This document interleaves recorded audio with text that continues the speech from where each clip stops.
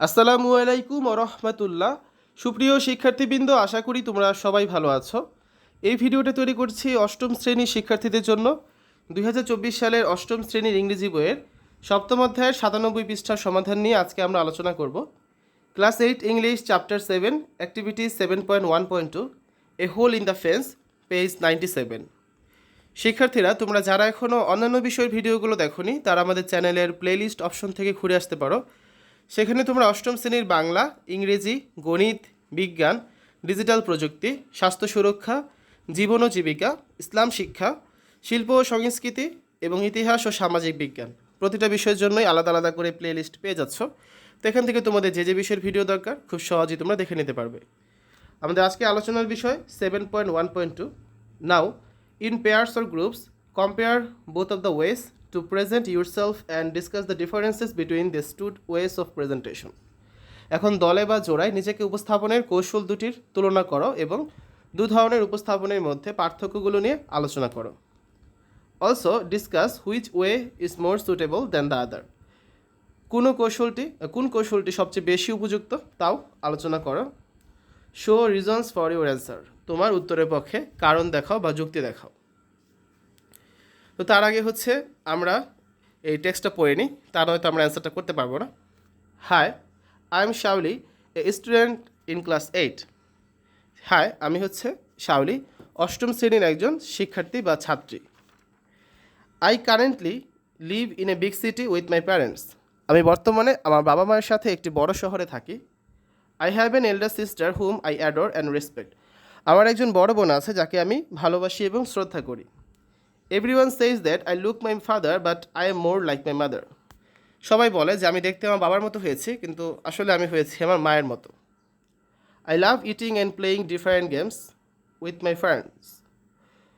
Friends. আমি খেতে এবং খেলতে পছন্দ করি বিভিন্ন ধরনের খেলা আমার বন্ধুদের সাথে।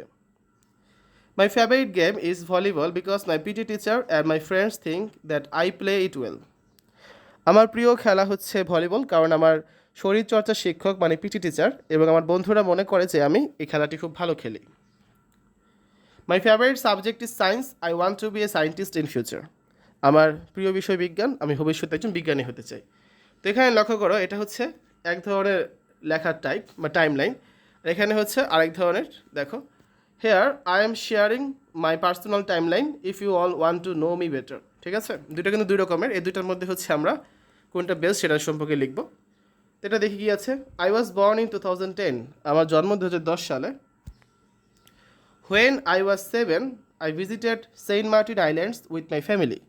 আমার বয়স যখন 7 বছর, আমি আমার পরিবারের সাথে সেন্ট মার্টিন দ্বীপে বেড়াতে চাই।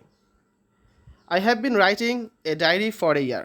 আমি 1 বছর যাবত একটি ডায়েরি লিখছি।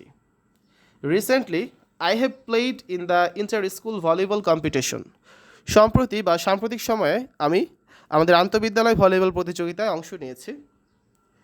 At present I am working with my friends to arrange an awareness program on climate change. বর্তমানে আমি আমার বন্ধুদের সাথে জলবায়ু পরিবর্তনের উপর সচেতনতামূলক কর্মসূচি নিয়ে একটি কাজ করছি। Next year I am planning to write a story for my school magazine. আগামী বছর আমি আমাদের বিদ্যালয়ের স্কুল ম্যাগাজিনের জন্য একটি গল্প লেখার পরিকল্পনা করছি। তো আমরা দুই ধরনের টাইমলাইন দেখলাম। এখন হচ্ছে আমরা একটা পেয়ার ওয়ার্কস করব বা জোড়ায় কাজ করব। ঠিক আছে, অ্যাক্টিভিটি 7.1.2 সলিউশন, পেয়ার ওয়ার্ক। দুজন শিক্ষার্থীর মধ্যে কথোপকথন। তো প্রথম শিক্ষার্থী বলছে, student 1, hey Samin, I noticed here 2 types of personal timeline, what is the difference between them. তো এটা হচ্ছে প্রথম শিক্ষার্থী বলছে দ্বিতীয় শিক্ষার্থী সামিনের উদ্দেশ্যে। ঠিক আছে, তারপর স্টুডেন্ট 2 অ্যান্সার দিচ্ছে। তো প্রথম শিক্ষার্থী কী বলছে যে, সামিন, আমি এখানে দুটি ব্যক্তিগত টাইমলাইন লক্ষ্য করেছি, এই দুটার মধ্যে পার্থক্যটা কী? এখন স্টুডেন্ট 2 বলছে যে, oh yes, here are 2 types of timelines বা 2 timelines, one is linear and the other is non linear. কী বলেছে যে এখানে দুইটি টাইমলাইন রয়েছে, একটি হচ্ছে লিনিয়ার এবং অন্যটি হচ্ছে non linear. The linear form is like a step by step account of events, from the start to the present and future plans. Linear পদ্ধতি হচ্ছে ঘটনাগুলো একটির পর একটি উল্লেখ করার মতো, যেমন শুরু থেকে বর্তমান পর্যন্ত এবং ভবিষ্যৎ পরিকল্পনা। It's straight forward and easy to follow. এটা খুবই সোজা, সম্মুখমুখী এবং এটা লেখাও খুব সহজ, অনুসরণ করাও খুব সহজ। তো স্টুডেন্ট 1 প্রথম শিক্ষার্থী বলছে আবার যে interesting, what about the non linear one, যে মজার বিষয়। তো নন লিনিয়ারটা কেমন? তখন স্টুডেন্ট 2 অ্যান্সার দিচ্ছে, in the non linear version I mixed up the order a bit. Non linear পদ্ধতিতে লেখার ক্ষেত্রে আমি টাইমলাইন লেখার ক্রমও কিছুটা মিশিয়ে ফেলেছি। Like I jumped between past memories, ongoing projects and future plans. যেমন আমি অতীত স্মৃতি, চলমান কোনো প্রকল্প এবং আমার ভবিষ্যৎ পরিকল্পনা লেখার ক্ষেত্রে একটা ডিঙিয়ে আরেকটা লিখে ফেলেছি। It's a more thematic approach, not strictly following the timeline. এটা অনেকটা বিষয়ভিত্তিক উপায়, কঠোরভাবে টাইমলাইন অনুসরণ এখানে করা হয় না।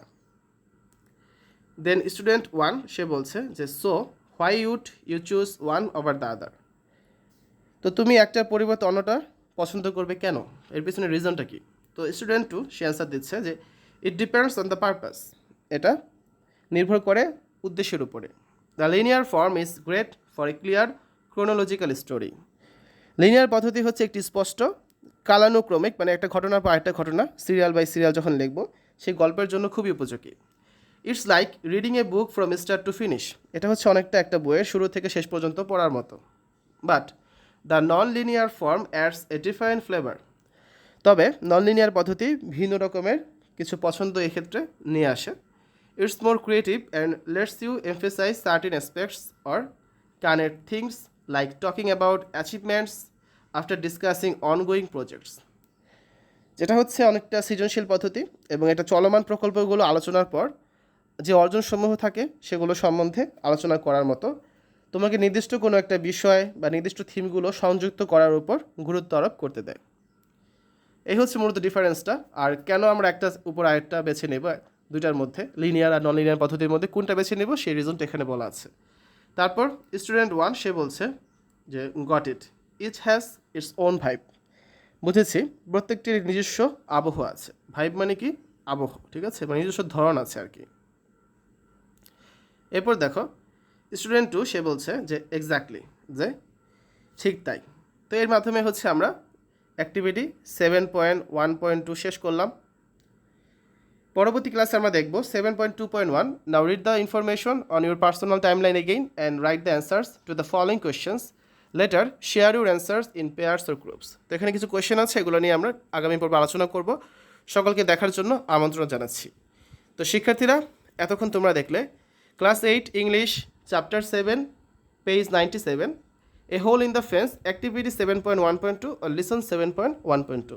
তো আশা করি তোমাদের কাছে ভিডিওটা ভালো লেগেছে। সকলে সুস্থতা কামনা করে আজ এখানে বিদায় নিচ্ছি। আল্লাহ হাফেজ।